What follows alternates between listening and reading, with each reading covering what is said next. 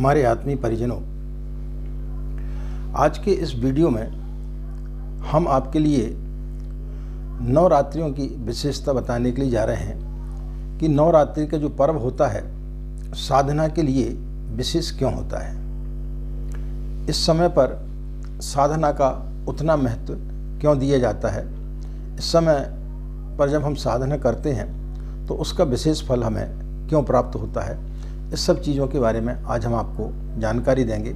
यदि आप नवरात्रि में अनुष्ठान करने के लिए जा रहे हैं तो आपके लिए यह वीडियो काफ़ी लाभप्रद होगा और इस वीडियो को सुनेंगे तो आपको पता चलेगा कि नवरात्रि क्यों मनाई जाती है, नवरात्रि में साधना का इतना महत्व क्यों है। राधे राधे, जय श्री कृष्णा, नमस्कार। मैं आचार्य पंडित गिरीश बारोलिया, गायत्री महामंत्र। ओम भूर्भुवः स्वः तत्सवितुर्वरेण्यं भर्गो देवस्य धीमहि धियो यो नः प्रचोदयात्। अखण्डमण्डलाकारं व्याप्तं येन चराचरं तत्पदं दर्शितं येन तस्मै श्रीगुरवे नमः। तस्मै श्री गुरवे नमः। सर्वमंगलमांगल्ये शिवे सर्वार्धसाधिके शरण्ये त्र्यंबके गौरी नारायणी नमस्तुते। हमारे आत्मी, हमारे यहाँ पर विशेष रूप से दो नवरात्रियों का प्रचलन ज़्यादा है। आश्विन माह और चैत्र माह की नवरात्रि, ऐसे 4 नवरात्रि मनाई जाती हैं। 2 गुप्त नवरात्रि रहती हैं जो कि माघ मास और आषाढ़ मास में मनाई जाती हैं, जिसमें 2 प्रत्यक्ष नवरात्रि के रूप में मनाई जाती है जिन्हें सभी लोग जानते हैं। 2 नवरात्रि के बारे में प्राय हर व्यक्ति को पता रहता है, लेकिन जो 2 गुप्त नवरात्रि रहती हैं उन्हें अप्रत्यक्ष रूप से भी कहा जा सकता, उन्हें लोगों के बारे में इतनी जानकारी नहीं रहती। तो 2 गुप्त नवरात्रियाँ और मनाई जाती हैं।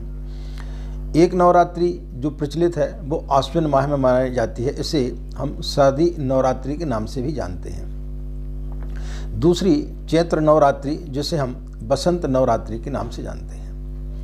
माघ मास और आषाढ़ मास में जो नवरात्रि रहती हैं वो गुप्त नवरात्रि रहती हैं। उसमें जो हम साधना करते हैं उसे गुप्त रखा जाता है। वैसे भी साधना को व्यक्ति को गुप्त रखना चाहिए। जो भी हम साधना करते हैं उसका ढिंढोरा हमें नहीं पीटना चाहिए। तो जो 2 नवरात्रि आश्विन माह की और चैत्र माह की जो है, इनमें यदि हम गायत्री को उपासना करते हैं, परम पूज्य गुरुदेव ने इन नवरात्रियों में गायत्री का लघु अनुष्ठान करने की सलाह दी है। तो हम यदि इस बीच में यदि नवरात्रि में गायत्री का लघु अनुष्ठान करते हैं तो वो अन्य समय की अपेक्षा कई गुना ज़्यादा हमें फलित होता है। तो सबसे पहले तो यह जानते हैं कि इनका महत्व क्या होता है।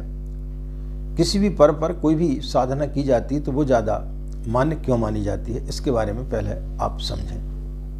सर्दी और गर्मी की ऋतु के मिलन काल के आश्विन और चैत्र की नवरात्रि कहा जाता है। रात्रि और दिन का मिलन प्रातःकालीन और संध्याकालीन संध्या के नाम से प्रख्यात है। इस मिलन बेला का विशेष महत्व कालचक्र के अनुसार आंका गया है।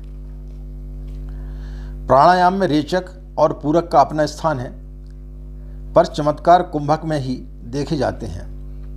मिलन की बेला हर क्षेत्र में उल्लास भरी होती है। मित्रों का मिलन हो, प्रणय मिलन, आकांक्षाओं का सफलता के साथ मिलन कितना सुखद होता है।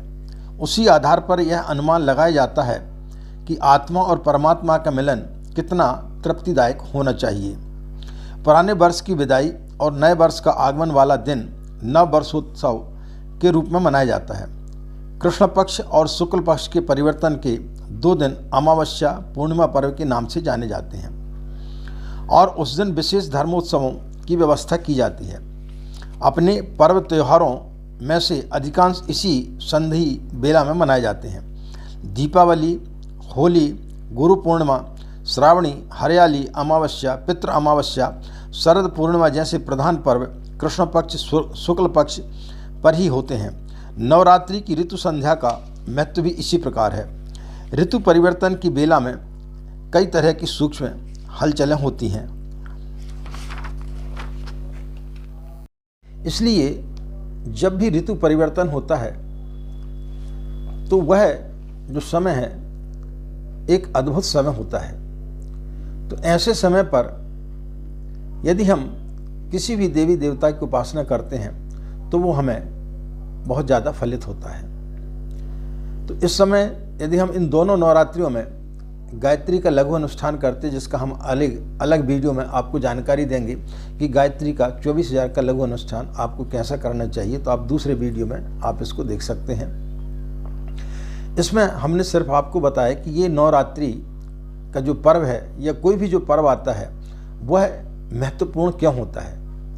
तो आशा है आपको इस जानकारी से समझ में आया होगा कि नवरात्रि हैं जो हमारे देश में 2 नवरात्रि मनाई जाती हैं और 2 गुप्त नवरात्रि रहती हैं, 2 प्रत्यक्ष हैं, 2 अप्रत्यक्ष हैं। तो जो प्रत्यक्ष नवरात्रि है उनमें यदि आप साधना करते हैं तो किस प्रकार से आपको इसमें साधना फलित होती है और आपकी समस्त मनोकामनाओं को यह पूर्ण करने वाली नवरात्रि होती है।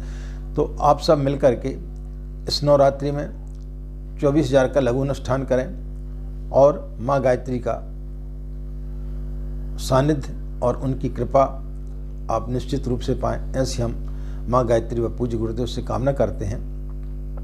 मित्रों, यदि आप लोगों ने हमारे चैनल को अभी तक सब्सक्राइब नहीं किया है तो उसे सब्सक्राइब जरूर कर लें और इसी प्रकार अपना स्नेह बनाए रखें और वीडियो पसंद आने पर ज़्यादा से ज़्यादा लोगों को शेयर जरूर करें ताकि अन्य लोग भी इसका लाभ ले सकें।